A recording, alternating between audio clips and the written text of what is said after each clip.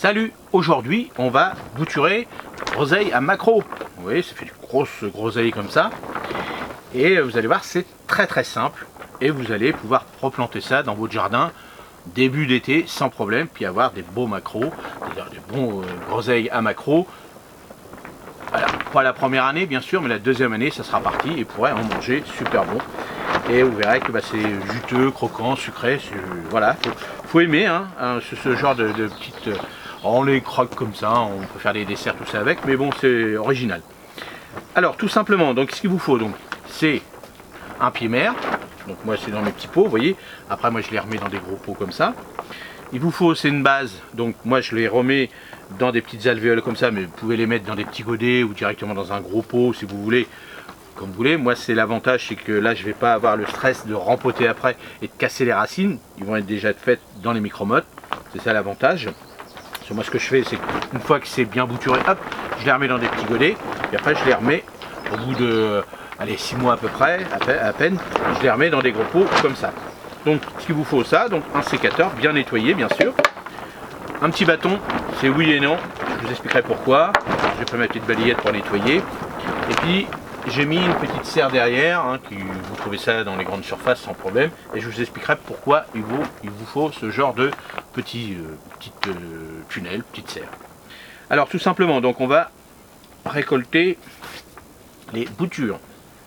Donc, pareil que le groseille, comme tous les groseilles, là vous avez, là ici, on a la tige de la deuxième année, donc on va prendre plutôt la première année, toujours.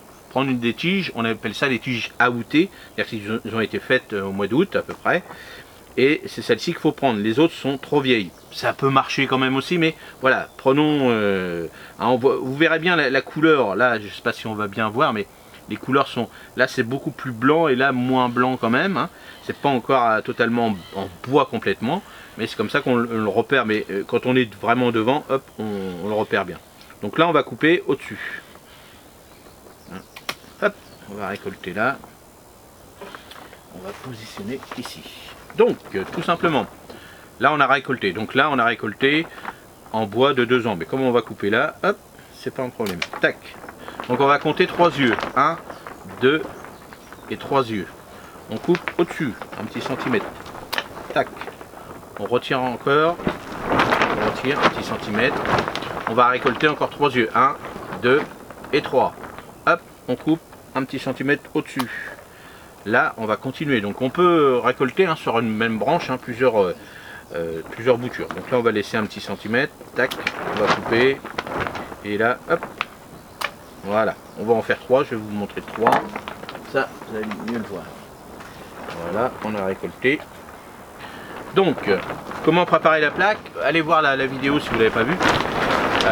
Sur les boutures du cassis. Je vous montre comment bien remplir. Ça, c'est important aussi. Il y a une petite technique à savoir.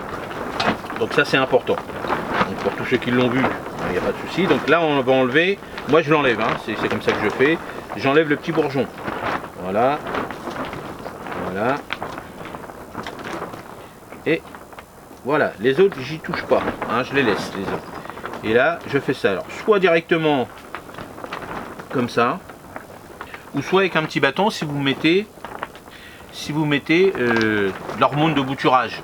On utilise le sol en bouture, c'est un petit gel ou un truc comme ça. Donc là, si vous mettez ça pour pas l'enlever, hop, comme vous l'avez mis au bout, hop, vous le mettez comme ça, et puis là vous tassez. Mais moi, comme j'en mets pas parce que ça marche super bien, moi chez moi, toujours j'ai essayé plusieurs méthodes, à l'automne, aussi au mois d'août, tout ça, et la meilleure époque pour bouturer, chez moi en Normandie, dans mon jardin, c'est à cette époque-là, fin février et au mois de mars. C'est comme ça que j'ai réussi. Donc vous, chez vous, vous verrez bien, faites le test comme moi. Moi j'ai testé plusieurs fois, et ça marche mieux à cette époque-là. Donc voilà comment on fait, tout simplement. Et puis là maintenant, ce qu'on va faire, là c'est la chose qu'il faut faire le plus important, c'est on va les mettre à l'étouffer. C'est comme ça qu'il faut faire. Alors c'est vrai qu'il y a d'autres qui disent j'ai planté ça dans mon jardin, ça a poussé aussi. Ça marche aussi, mais moi il faut que ça marche le plus près possible des 100%. Donc je vais tricher un petit peu, je vais être un magicien et je vais prendre ce genre de petit tunnel. Alors Vous avez vu sur mes tables, j'ai fait des petits tunnels où j'ai des tables chauffantes. Je pourrais mettre sur les tables chauffantes, mais comme je vous expliquais que le chauffage maintenant ça coûtait une fortune, donc bon voilà, ça marche quand même bien, c'est beaucoup plus long avec ce système là, mais voilà, je suis pas pressé, j'ai ce qu'il faut encore à la pépinière en pot de petits fruitiers. Donc là j'ai le temps, donc c'est sûr que ça va mettre un mois en plus si j'avais chauffé sur mes tables. Mais ce qui est important, c'est à l'étouffer. Donc on va le mettre à l'étouffer, c'est comme ça, tac, on va le mettre là, on va le positionner, on va fermer complètement. Ça va faire une ambiance étouffée, c'est-à-dire avec l'humidité. Donc bien sûr, je ne vous l'ai pas dit avant, mais il va falloir arroser bien. Donc ce qui est important, comme toujours, et je vous le répète, je rabâche, mais c'est hyper important, c'est la base du terreau, c'est ça. Moi, ce petit terreau-là, il va garder bien l'humidité sans tremper, que ce soit les semis ou les boutures que je fais dedans. Donc il faut trouver le juste milieu. Il ne faut pas que ce soit trempé parce que sinon, vous allez avoir les boutures qui vont être moisies, qui vont pourrir. Vous allez voir, quand vous ouvrez tous les matins, donc il va falloir vérifier tous les matins, enlever un peu l'humidité, vous secouez un petit peu, l'eau va tomber et vous vérifiez vos boutures. Si ça commence à moisir, c'est que c'est trop humide. Si vos petites boutures, c'est-à-dire vos petites feuilles qui sont sorties ou vos bourgeons sèches, c'est que c'est pas assez arrosé. Donc faites attention. Il ne faudra pas non plus, si vous êtes dans des régions chaudes, de mettre ce genre de serre constamment au soleil tout le temps, un petit peu, mais pas trop. Le mieux, dans le sud, si vous avez des grosses températures chaudes, c'est plutôt mi-ombre, on va dire un peu de soleil le matin, mais pas tout le temps. Alors nous, dans le nord de la France, jusqu'à fin mars, il n'y a aucun souci, au contraire, nous, vous voyez, là, il y a un petit rayon de soleil qui arrive, mais il fait à peine 10 degrés. Donc là, pour les boutures, c'est très très bien. Pour moi, c'est pour ça que je le fais à cette époque-là. Pour la Normandie, c'est très très bien. Vous, dans le sud, ce sera autrement. En montagne, vous le ferez peut-être plus tard, parce que les régions, ils ont des différences de température et autres.